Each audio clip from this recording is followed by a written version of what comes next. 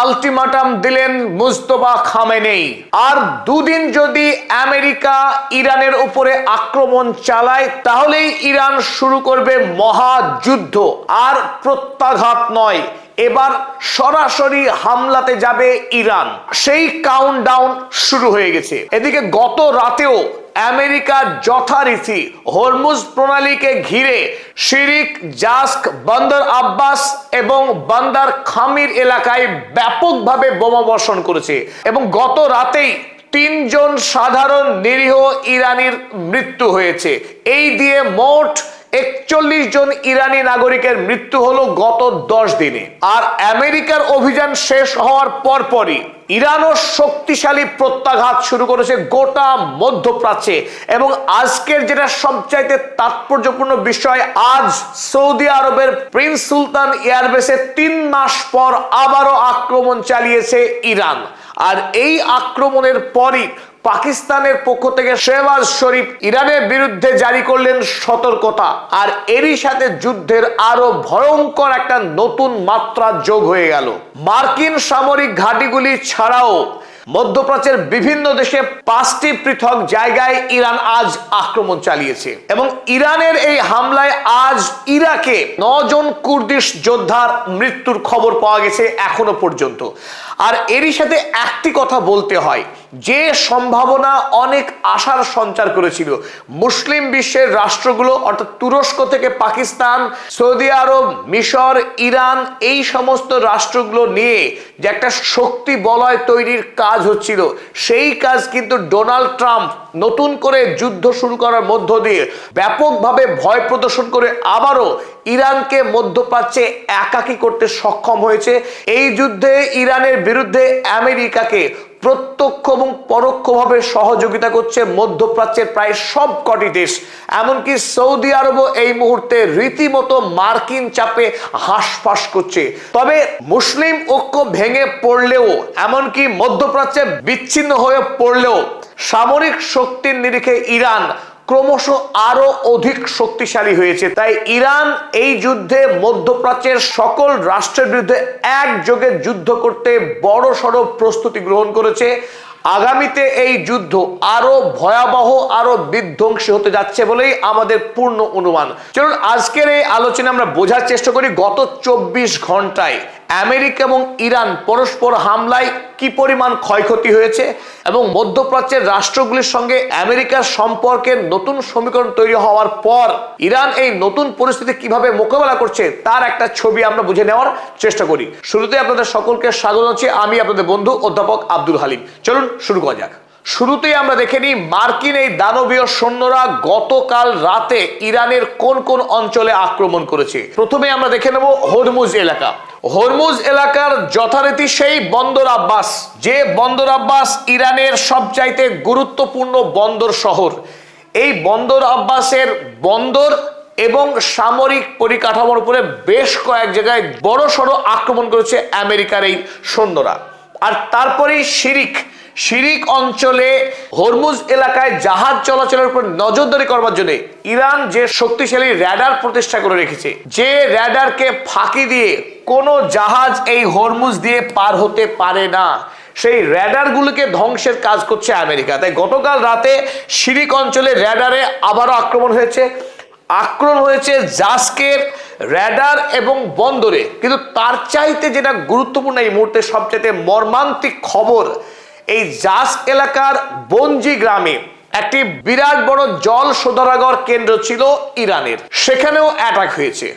বন্দর আব্বাসের পাশেই একটি গুরুত্বপূর্ণ শহর বন্দর খামির, যে বন্দর খামিরে গত পরশুদিন মার্কিন সৈন্যরা আক্রমণ করে এখানকার গুরুত্বপূর্ণ ব্রিজ, যে ব্রিজ বন্দর আব্বাস থেকে সিরাজ শহরকে সংযুক্ত করে, সেই ব্রিজ ধ্বংস হয়েছিল পরশুদিন রাতে।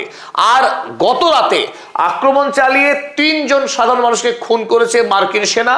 আক্রমণ চালিয়েছে তারা এই পারস্য উপসাগরের নিকটবর্তী শহর লার শহর।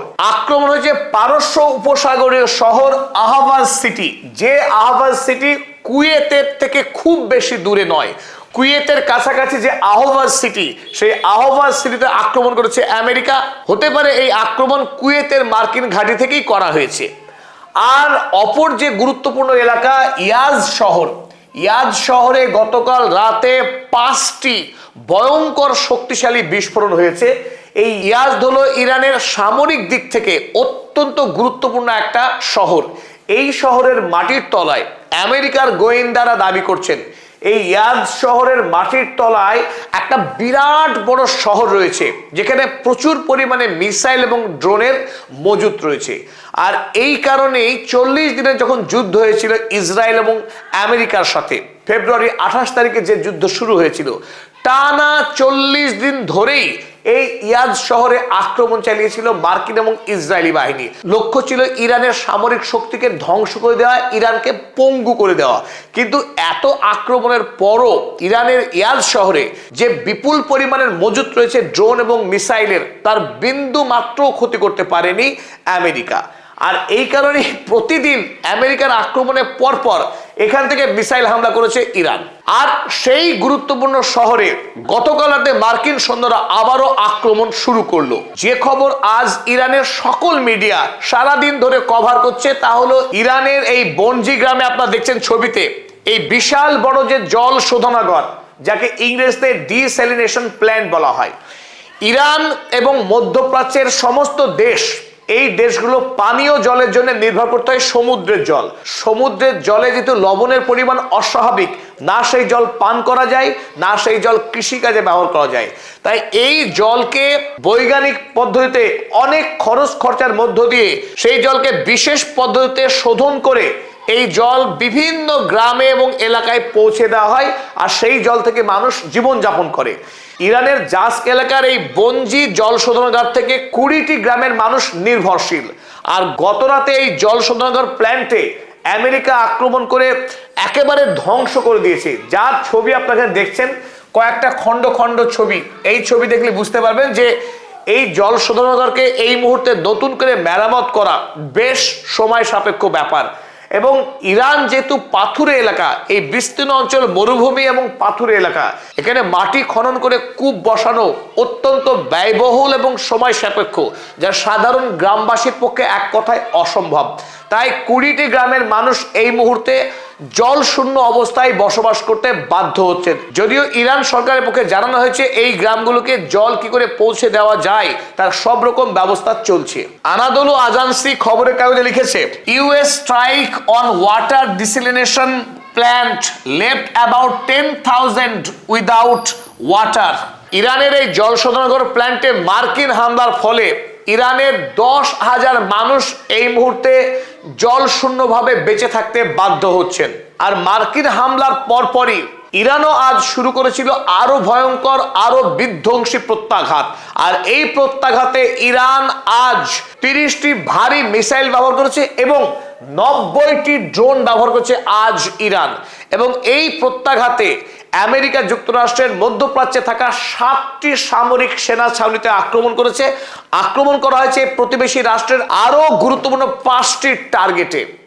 আর এই 5টি টার্গেটে আক্রমণ করবার পরই যে প্রশ্ন সামনে এসেছে তা হলো মধ্যপ্রাচ্যের রাষ্ট্রগুলিকে আর ইরান আমেরিকার সঙ্গে মোটেই আলাদা চোখে দেখতে চাইছে না। কারণ মধ্যপ্রাচ্যের এই রাষ্ট্রগুলির মধ্যেই গা ঢাকা দিয়ে আছে আমেরিকার 50,000 সেনা। 50,000 মার্কিন সেনাকে এই মুহূর্তে জামায় আদরে রেখেছে মধ্যপ্রাচ্যের এই সমস্ত রাষ্ট্রগুলো, বাহরাইন, কুয়েত, আরব আমিরাতের মতো রাষ্ট্রগুলো। এমনকি এই মধ্যপ্রাচ্যের রাষ্ট্রগুলোই তাদের আকাশ, জল এবং মাটিকে মার্কিন সেনাদেরকে ব্যবহারের অবাধ অনুমতি দিয়ে রেখেছে। আর এই সমস্ত প্রতিবেশী রাষ্ট্রগুলোকে ব্যবহার করেই ইরানের উপর তারা এই নগ্ন আক্রমণ চালাচ্ছে। তাই মার্কিন যুক্তরাষ্ট্রের সঙ্গে কোনোভাবেই ইরান আর মধ্যপ্রাচ্যের এই সমস্ত রাষ্ট্রগুলোকে পৃথক করে দেখতে চাইছে না। আর এই কারণেই আজ মার্কিন সামরিক ঘাঁটির সীমানা ছাড়িয়ে ইরান আক্রমণ করেছে প্রতিবেশী রাষ্ট্রগুলোর গুরুত্বপূর্ণ তৈল শোধনাগার এবং কুয়েতের সরকারি সামরিক ঘাঁটির উপরেও আক্রমণ চালিয়েছে ইরান। চলুন আমরা দেখে নিই কোন কোন টার্গেটে ইরান আক্রমণ করেছে আজ। তবে এরই সাথে আরো একটি গুরুত্বপূর্ণ আপডেট আছে। গতকাল বিকেল নাগাদ আমেরিকার নির্দেশে 2টি জাহাজ গোপনে এই হরমুজ প্রণালী দিয়ে পার হবার চেষ্টা করেছিল। আর তখনই সেই 2টি জাহাজ মারাত্মক বিপদের মুখে পড়ে। ইরান আগেই জানিয়েছিল যে গোটা হরমুজ প্রণালী এই মুহূর্তে কিল জোন। ইরানের নির্দেশ ছাড়া যদি কোনো জাহাজ এই হরমুজ প্রণালী পার হবার চেষ্টা করে, তাদের উপরে ড্রোন হামলা করা হবে, মিসাইল হামলা করা হবে। এক, দ্বিতীয়ত এই জলের তলায় বিভিন্ন জায়গায় অসংখ্য ওয়াটার মাইন, জল বোমা পোতা আছে। কোথায় এই জল বোমা পোতা আছে দা পৃথিবীর কেউ জানে না, কেবলমাত্র ইরানি IRGC নেভি ছাড়া। তাই গতকাল দুটি জাহাজ যখন পার হওয়ার চেষ্টা করছিল এই হরমুজ প্রণালী ইরানের অনুমতি ছাড়া, তখন এখানে এসে এই মাইন ফেটে গিয়ে বড় সড়ো বিস্ফোরণের সম্মুখীন হয় এবং দুটি জাহাজেই আগুন লেগে যায়। ইরান যে দাবি করেছিল যে আমরা জল মাইন পুঁতেছি, সেটা অনেকে বিশ্বাস করতে চায়নি যে কিছু হবে না, অনায়াসে আমরা হরমুজ পার হয়ে যাব। আর হরমুজ পার হতে গিয়েই যখন দুটি জাহাজ এই বিস্ফোরণের মুখোমুখি হয়, তারপর গোটা পৃথিবীতে নতুন করে ত্রাস সৃষ্টি হয় যে হরমুজ প্রণালী পার হওয়া এখন কোনো জাহাজের পক্ষেই সম্ভব নয়। তাই বিশ্বের বাজারে তেলের দাম শুধু এই খবরে যে দুটি জাহাজ নেভাল মাইনের মুখোমুখি হওয়ার পর গতকাল যখন তেলের দাম ছিল $81 প্রতি ব্যারেলে, সেই তেলের দাম একদিনে এক লাফে বেড়ে হয়ে গেছে $86 প্রতি ব্যারেলে। যে আশঙ্কা করা হচ্ছিল যে বিশ্ববাজারে তেলের দাম আবারও 100 পার হবে, 120 হবে খুব শীঘ্রই, সেই পথেই কিন্তু এগোচ্ছে। এবং গতকালের পর আজ আরো দুটি জাহাজ ইরানের অনুমতি না নিয়েই একইভাবে মার্কিন নির্দেশে, মার্কিন চাপে তারা হরমুজ প্রণালী পার হবার চেষ্টা করছিল। আর তখনই সেই দুটি জাহাজকে ড্রোন হামলা করে ইরান দেখিয়ে দিয়েছে যে আমেরিকা যতই আক্রমণ করুক এই হরমুজ প্রণালী এলাকায় ইরানের এই র্যাডারকে ধ্বংস করবার, ইরানের চোখ ফাঁকি দিয়ে কোনো জাহাজ পার করা আমেরিকা নয়, পৃথিবীর কোনো দেশের পক্ষে সম্ভব না। এখনো হরমুজ প্রণালী সম্পূর্ণরূপে ইরানের নিয়ন্ত্রণে রয়েছে, ইরানের নজরদারির মধ্যেই রয়েছে। অপরদিকে কুয়েতের আজ পাওয়ার গ্রিডে আক্রমণ চালিয়েছে ইরান। ইরানের যেহেতু গত পরশুদিন জাস্ক এলাকায় পাওয়ার গ্রিডের উপর আক্রমণ করেছিল আমেরিকার এই সৈন্যরা, তার বদলা হিসেবে আজ আমেরিকা কুয়েতের পাওয়ার প্ল্যান্টে হিট করেছে। অপরদিকে কুয়েতেরই ডিস্যালিনেশন প্ল্যান্টে আজ ইরান আক্রমণ চালিয়েছে এবং এই ডিস্যালিনেশন প্ল্যান্টের একটা অংশ বেশ ক্ষতিগ্রস্ত হয়েছে বলেই খবরে প্রকাশ। ইরানের যেহেতু জাস্ক এলাকায় এই বনজি ওয়াটার প্ল্যান্টে আক্রমণ করে 20টি গ্রামকে জলশূন্য করা হয়েছে, তার বদলা আজকে ইরান নিয়েছে কুয়েতের এই ডিস্যালিনেশন প্ল্যান্টে আক্রমণ করে। কিন্তু গোটা মধ্যপ্রাচ্য জুড়ে একটা গভীর অনিশ্চয়তা, মৃত্যু, জলশূন্যতা, মানুষের জীবনে এক সীমাহীন অস্থিরতা তৈরি হচ্ছে, যার জন্যে একমাত্র দায়ী এই মার্কিন সাম্রাজ্যের আগ্রাসন। মার্কিন লোভের কারণেই গোটা মধ্যপ্রাচ্য এখন দাও দাও করে আগুন জ্বলছে এবং আগামী দিনে এই ভয়াবহতা আরো বৃদ্ধি পাবে, আরো অস্থিরতা তৈরি হবে এবং গোটা মধ্যপ্রাচ্য জুড়ে যে ইকোনমিক জোন তৈরি হয়েছিল, যেখানে ভারত বাংলাদেশের অসংখ্য গরিব যুবক যারা খেটে খাচ্ছিল তাদের ভাত মারা যাবে এবং সামগ্রিকভাবে মুসলিম বিশ্বের যে উন্নয়ন শুরু হয়েছিল সেই উন্নয়নেও জোরদার ধাক্কা লাগবে। তবে ইরান আজ মধ্যপ্রাচ্যের যে 7টি দেশে আক্রমণ চালিয়েছে, তার মধ্যে ভয়ঙ্কর আক্রমণ চালানো হয়েছে কুয়েতের উপরে। আজ এই পর্বে প্রথমবারের মতো কুয়েত ইন্টারন্যাশনাল এয়ারপোর্টের সকল বিমান চলাচলকে বন্ধ রাখতে হয়েছে। এই এয়ারপোর্টের সমস্ত উড়ান সাসপেন্ডেড হয়েছে। এমনকি কুয়েত দিয়ে বিশ্বের যত ফ্লাইট যায় তার 5586টি প্লেনের রুটকে ঘুরিয়ে দেওয়া হয়েছে। এই মুহূর্তে কুয়েতের ইন্টারন্যাশনাল এয়ারপোর্টের সার্ভিস সাসপেন্ডেড রয়েছে এবং মার্কিন সামরিক ছাউনি ছাড়াও কুয়েতের সরকারি সামরিক সেনা ছাউনি ক্যাম্প উদাইরিতেও আক্রমণ চালিয়েছে ইরান। আল আহমাদি এয়ারপোর্ট, কুয়েতের আল আহমাদি এয়ারপোর্টে আক্রমণ করেছে ইরান। আর কুয়েতেরই একটি ওয়াইল ফেসিলিটিতে আক্রমণ চালানো হয়েছে। তাছাড়া কুয়েতের যে মার্কিন সামরিক ঘাঁটি আলী আল সালেম, সেখানে তো আক্রমণ করেছে ইরান। তাছাড়া মার্কিন সামরিক সেনা ছাউনি আলী আল সালেম এয়ারবেস, সেখানে তো ইরান আক্রমণ চালিয়েছে আর 5টা দিনের মতোই। তবে এখান থেকে একটা প্রশ্ন তৈরি হতে পারে যে অন্য দেশগুলির তুলনায় কুয়েতে ইরান এত বেশি কেন আক্রমণ চালাচ্ছে? এই কুয়েতেই কম করে 10টা মিসাইল হামলা চালিয়েছে ইরান। কুয়েত কেন আক্রমণের কেন্দ্রবিন্দু হচ্ছে ইরানের হাত থেকে? তার মূল কারণ আমেরিকার সঙ্গে মধ্যপ্রাচ্যের যে রাষ্ট্রগুলোর সমঝোতা সবচাইতে বেশি, তার মধ্যে অন্যতম কুয়েত। এবং এই কুয়েত থেকেই ইরানের ওপরে স্থলপথে অভিযান করবার পূর্ব প্রস্তুতি গ্রহণ করছে বলে মনে করছে ইরান। এই কুয়েতের মাটি থেকেই ইরানে আমেরিকা স্থল অভিযান চালিয়ে ইরানের সরকার ফেলার এবং ইরানের নাগরিকদের ভয়াবহ ক্ষতি করবার একটা ষড়যন্ত্রে লিপ্ত আছে এই কুয়েতের সরকার।